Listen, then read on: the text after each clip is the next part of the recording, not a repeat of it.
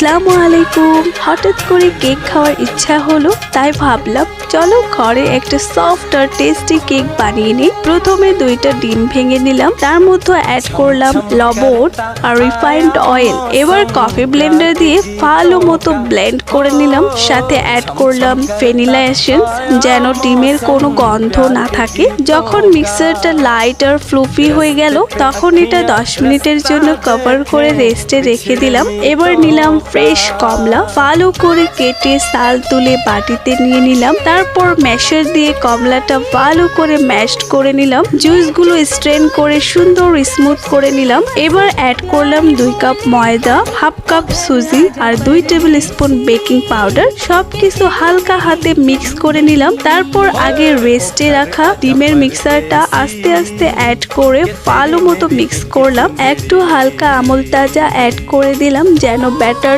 Perfect consistency পায়। এবার add করলাম আমার ঘরে তৈরি টুটি ফ্রুট। যদি টুটি ফ্রুট বানানোর ভিডিও চান তাহলে অবশ্যই কমেন্টসে জানাবেন। সবকিছু ভালো করে মিক্স করে এবার 15 মিনিটের জন্য রেস্টে রেখে দিলাম। এবার বেকিং পটে ব্যাটার ঢেলে সেট করে নিলাম আর চুলায় 30 মিনিটের মতো বেক হতে দিলাম। মাঝে একবার কভার তুলে ওপর থেকে আরো একটু টুটি ফ্রুট ছড়িয়ে দিলাম যেন কেকটা দেখতেও সুন্দর লাগে আর খেতেও মজা হয়। আর ফাইনালি রেডি হয়ে গেল আমার ঘরে তৈরি সফট আর সুপার টেস্টি টুটি ফ্রুট কেক। সত্যি বলছি খুবই ফ্লুফি আর অনেক মজা হয়েছে। ভিডিওটা যদি ভালো লাগে তাহলে লাইক, শেয়ার আর কমেন্টস করতে ভুলবেন না। আজকের জন্য আল্লাহ হাফিজ।